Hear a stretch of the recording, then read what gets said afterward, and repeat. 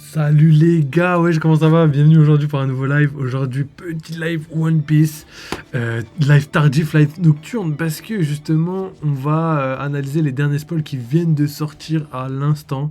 Donc, j'ai juste eu le temps de les mettre sur le Discord pour que tout le monde puisse en profiter. Et là, let's go, on va aller checker tout ça. Donc, c'est parti aujourd'hui. On va commencer par ça. On fera une petite analyse et tout à la fin. On a pas mal de trucs à dire, pas mal de théories et de théories validées évidemment. Donc on va parler de tout ça les gars. Donc là, juste vite fait, petite auto-promo les gars, oubliez pas sur YouTube, il y a pas mal de trucs qui arrivent. Donc il y a la vidéo d'Ener et la vidéo Pimento qui sont en préparation, enfin quasiment terminé, il faut juste faire 2-3 petits trucs histoire de dynamiser un petit peu le bail et normalement ça sort très bientôt. Donc les gars, restez à l'affût et envoyez de la support, n'hésitez pas à mettre la cloche de notification parce que je vois en fait des fois YouTube il met pas en avant les vidéos et tout, donc si jamais vous voulez tout le temps avoir les infos et tout quand les vidéos sortent, n'hésitez pas à mettre la petite cloche les gars. Donc voilà, sinon il y a la petite souscription YouTube si vous voulez participer de manière financière et sinon vous connaissez les gars, le petit like, le petit follow et le petit commentaire qui fait plaisir et qui aide grandement la chaîne dans le référencement et aussi dans la mise en avant. Donc let's go les gars, c'est parti. Donc on va commencer, je vais vous mettre ça là tout de suite. On va commencer avec ça. Je vais en profiter pour mettre ça ici aussi que j'avais oublié. Ok les gars, on est prêts, on est prêts. Donc voilà les gars, les spoils sont sortis, j'ai trop hâte, il y a trop de trucs à dire, ça va être trop lourd. Wesh, tonton barre, toi un cas, tu m'éclates mon ref. Wesh, il est Alain. Ah ouais, non, là c'est un truc de ouf. Depuis tout à l'heure je les attends, c'est pour ça que je live aussi tard, c'est parce que depuis tout à l'heure je les attends. J'allais abandonner quand j'allais abandonner, bam, la notif elle est arrivée. Du coup j'ai dû monter tous les trucs dans le studio et tout, j'ai dû faire tout ce qu'il fallait pour publier tout ça, et là on va discuter et voir tout ça ensemble. Donc j'espère que vous êtes bien prêts les gars, je pense qu'il y a pas mal de choses à dire. Donc on commence directement les gars, donc One Piece spoiler 1117, chapitre 1117, donc d'accord, il y a marqué 2 fois maintenant, 2 fois les trucs, j'enlèverai ça tout à l'heure, mais le chapitre s'appelle Mo. Donc en fait, Mo, c'est écrit juste en dessous, c'est écrit en japonais. Ça, le titre du chapitre sera expliqué donc en fin de résumé. Donc ça, vous inquiétez pas. Si vous ne comprenez pas tout de suite, vous allez très très vite comprendre. Et du coup, ça veut dire, c'est pas eux en japonais, je crois, c'est un sigle japonais et du coup, en fait, il l'a traduit par eux. Mais bon, on s'en fout. On continue. Le chapitre commence là où le dernier s'était arrêté, donc on peut voir plus de réactions aux paroles de Vegapunk dans le monde entier. Donc ouais.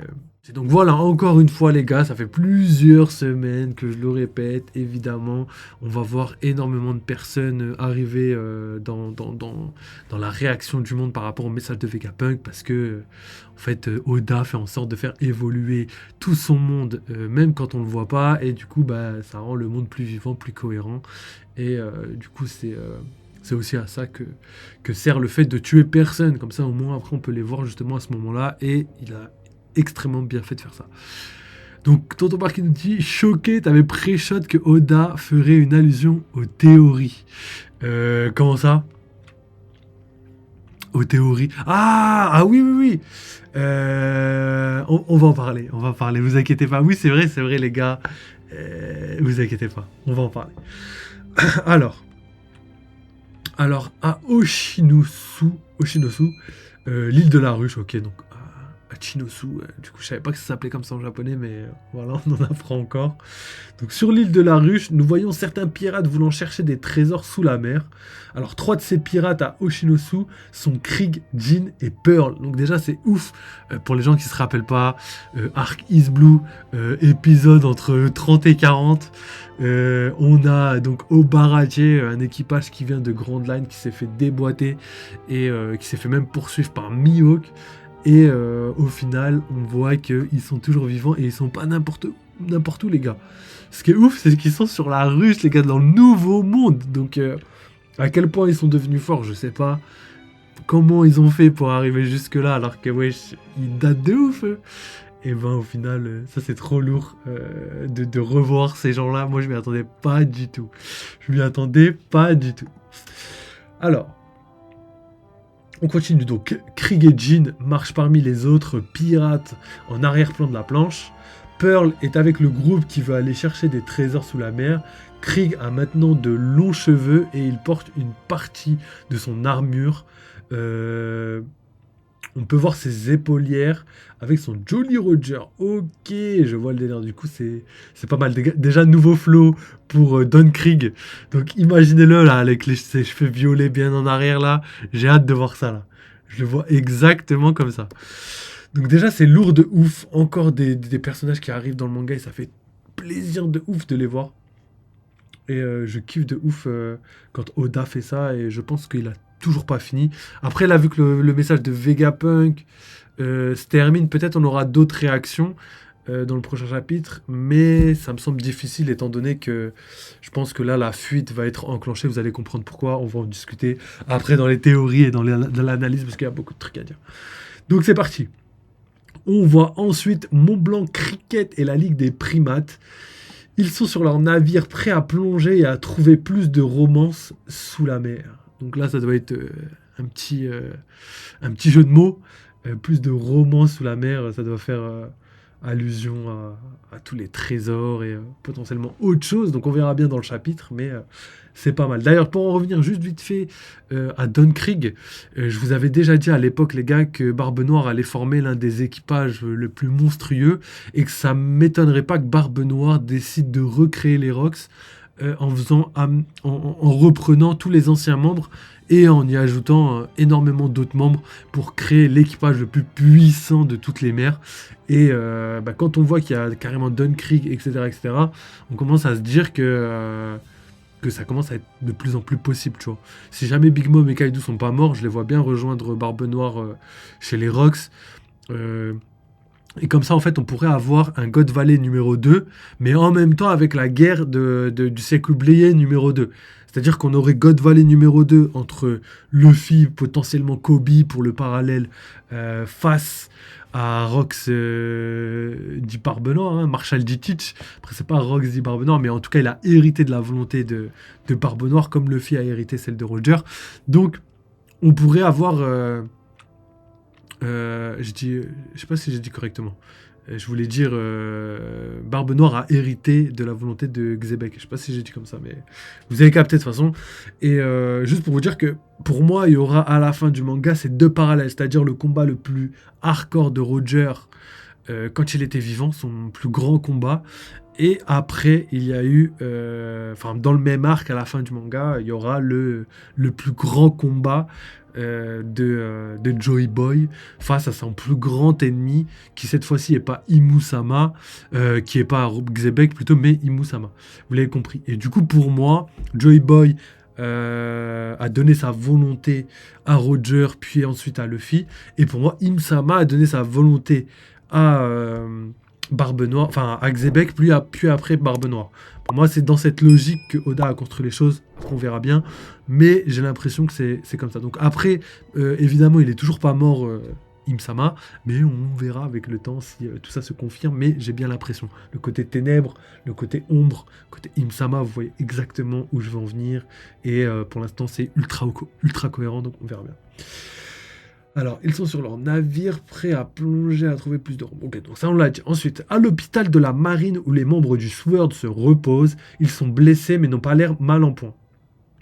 Kobe est sur le lit, mais il est conscient. Donc là, on parle vraiment du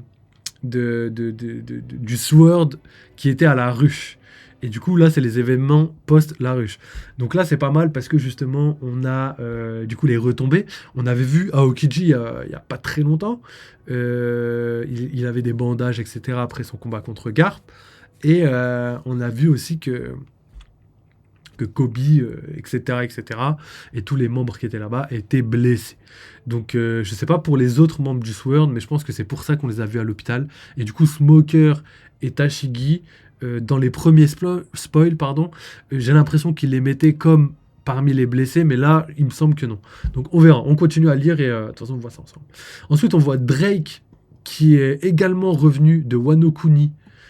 Donc c'est pas mal parce que ça veut dire qu'il a rejoint les SWORD, donc il est retourné au bercail et justement il est il est avec son équipe tout simplement. En plus, pour les gens qui savent pas, X-Drake, il a quand même une histoire folle parce que son père a été assassiné. Son père possédait le OPP-Nomi. Il voulait le vendre à la marine, mais je crois Doflamingo. Non, je crois qu'il voulait le vendre à Doflamingo. Et la marine s'est interposée. Et au final, Doflamingo a mis sa bird cage. Et en fait, l'enfant qui a fui pour sauver sa vie, on le savait pas, mais on le saura que plus tard, et ben, c'était X-Drake. Donc il était là dans le flashback de Trafalgar du Waterloo. Donc pour les gens qui s'en souviennent pas, c'est une dinguerie, c'était légendaire. Et on savait pas, on l'a découvert que bien plus tard. En tout cas, lourd de ouf, j'ai vraiment kiffé. Alors tout se passe comme prévu. Effectivement, tonton Bar, je crois que t'as pas lancé la notif sur Twitch. Comment ça, la notif sur Twitch? C'est pas moi qui lance les notifs, j'ai pas compris. Les notifs, elles se lancent automatiquement. Et à chaque fois, en fait, des fois, ils le mettent, des fois, ils le mettent pas, en fait. Il y a plein de gens qui me disent, ouais, j'ai pas la notif, et j'y peux strictement rien, les gars. De temps en temps, ça le fait tout seul, de temps en temps, ça le fait pas. Je suis pas maître de ça.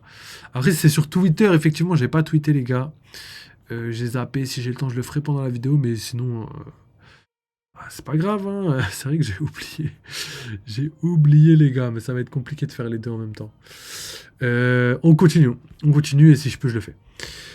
Donc, on a donc Drake qui est revenu, et Kujaku. Donc Kujaku, je sais pas c'est qui Kujaku. Kujaku, je sais pas c'est qui, mais il dit qu'il a demandé à être laissé seul. Donc il se soigne actuellement dans une chambre privée. Ok. Donc je sais pas c'est qui Kujaku, si quelqu'un peut me dire. Je vais regarder après au pire.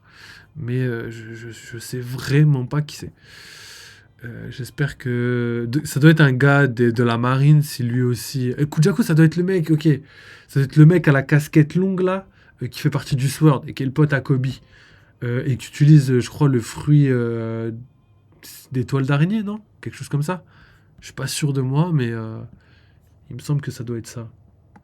Parce que ce nom, vu qu'il est pas très très utilisé, c'est plus logique comme ça. Bon, peu importe, c'est pas grave, on continue. Et Kujaku qui dit, c'est notre moment d'agir maintenant.